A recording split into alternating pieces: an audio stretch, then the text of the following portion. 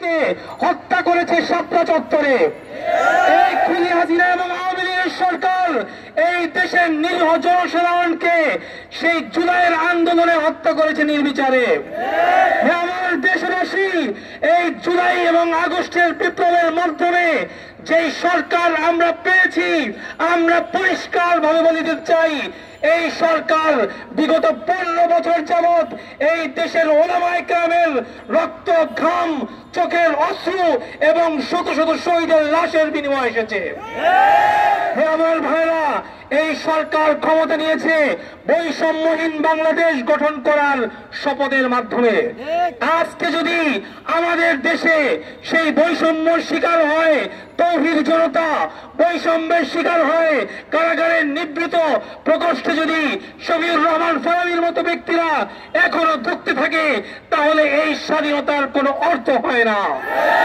হে আমার ভাইরা, পরিষ্কার ভাবে বলে দিতে চাই, শফিউর রহমান ফারাবীকে যেই কারণ দেখিয়ে গ্রেফতার এবং তাকে সাজা দেওয়া হয়েছে তা সম্পূর্ণ মিথ্যা, মিথ্যা, মিথ্যা।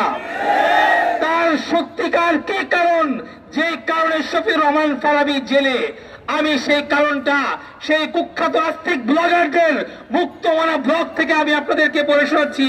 তারা বলেছিল ফারাবীর বিরুদ্ধে যে এই ফারাবী বাংলাদেশের প্রধানমন্ত্রী শেখ হাসিনাকে নাস্তিক ঘোষণা করেছে।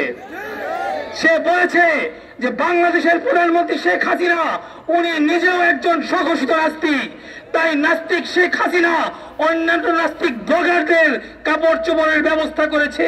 এটাই স্বাভাবিক, আল্লাহ সুবহানাহু ওয়া তাআলা নাস্তিক শেখ হাসিনাকে ধ্বংস করবে। এই কথা ফারাবী বলেছিল আজ থেকে কত বছর পূর্বে, 12 বছর পূর্বে এই কথা ফারাবী বলেছিল।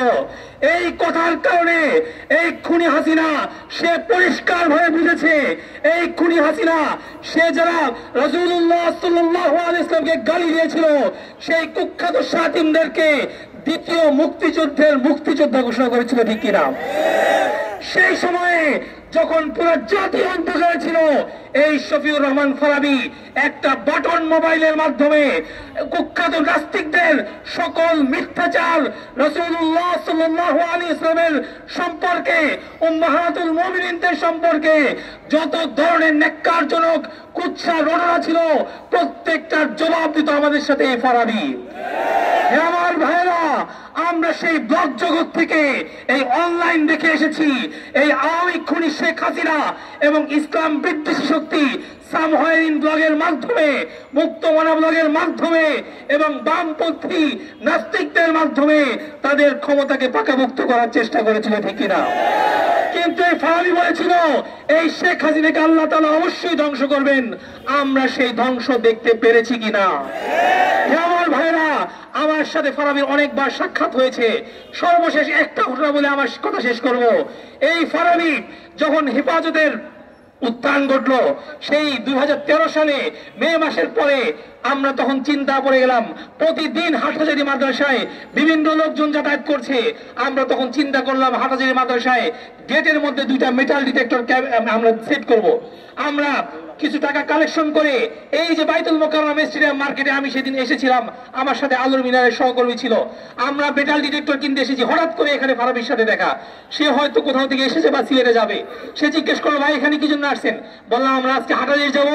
আহমদ শফী রহমতুল্লাহি আলাইহি তিনি তখন জীবিত ছিলেন, তার কাছে আমরা 2টা মেটাল ডিটেক্টর ক্যামেরা দিব, যেন হাটহাজারী মাদ্রাসার গেটে দিয়ে কেউ ঢুকলে তাকে যেন চেক করা যায়। তখন ফারাবী বলল, আপনাদের কি কোনো টাকা পয়সা দরকার আছে কিনা? আমরা বললাম যে আমাদের মোটামুটি হয়ে গেছে, তারপর আপনি চাইলে শরীক হতে পারেন। তৎক্ষণাৎ এই ফারাবী তার পকেট থেকে কয়েক হাজার টাকা বের করে আমাকে দিয়েছিল এবং বলেছিল আপনি অন্য টাকার সাথে এই টাকা কেউ শরীক করে নেন, যেন হেফাজতে ইসলামের আন্দোলন এবং হাটহাজারী মাদ্রাসার সাথে তার নিরাপত্তার সাথে আমাদের এই অল্প টাকাও শরীক হয়ে যায়। বলেন সুবহানাল্লাহ। এই ফারাবীকে আজকে যদি হেফাজতে ইসলাম ভুলে যায়, এই ফারাবীর সাথে যারা জেল খেলেছে, আমি আমার উস্তাদ আল্লামা মামুনুল হক সাহেবের দিকে লক্ষ্য করে বলবো, আপনি ফারাবীকে জেলখানায় দেখে এসেছেন।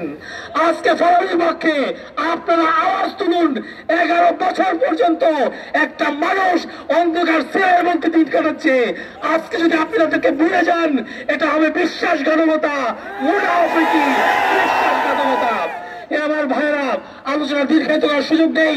আমি আজকে শুধুমাত্র এই গণজমায়েতের কাছে দাবি তুলবো, হে আমার ভাইরা, যারা আমাদের দূর দূরে আওয়ামী লীগের সেই কুখ্যাত দিনগুলোতে ইসলামের পক্ষে সৈনিক ছিল, রাসূলের হাদিসের উপর যারা আমল করেছে, মুশরিকদের বিরুদ্ধে, আল্লাহর রাসূলকে গালিগালাজের বিরুদ্ধে যারা অনলাইনে অফলাইনে পরিষ্কার ভাবে তারা তাদের সর্বশক্তি বিনিয়োগ করেছে, তাদের জন্য আমাদের কিছু করণীয় আছে কিনা?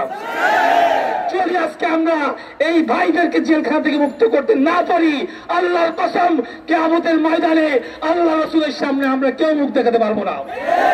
আল্লাহ রাসূল বলেন, আমার ইজ্জতের জন্য যেই ফারাবি লেখালেখি করার কারণে জেলে গিয়েছিল, তোমরা জেলের বাইরে থেকে তার জন্য কি করেছো আমাদের কোনো জবাব থাকবে না।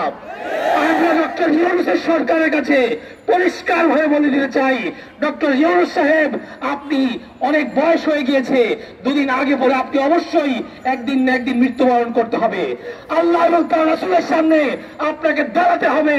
সেই ভয় থেকে যেই সকল মাজলুম ইসলামিক লেবাস পোশাকের কারণে, মিথ্যা জঙ্গি মামলার কারণে কাশিমপুর কারাগারগুলোতে যারা বন্দী হয়ে আছে, তাদেরকে অনতিবিলম্বে সকলকে মুক্তি দেওয়ার ব্যবস্থা করতে হবে।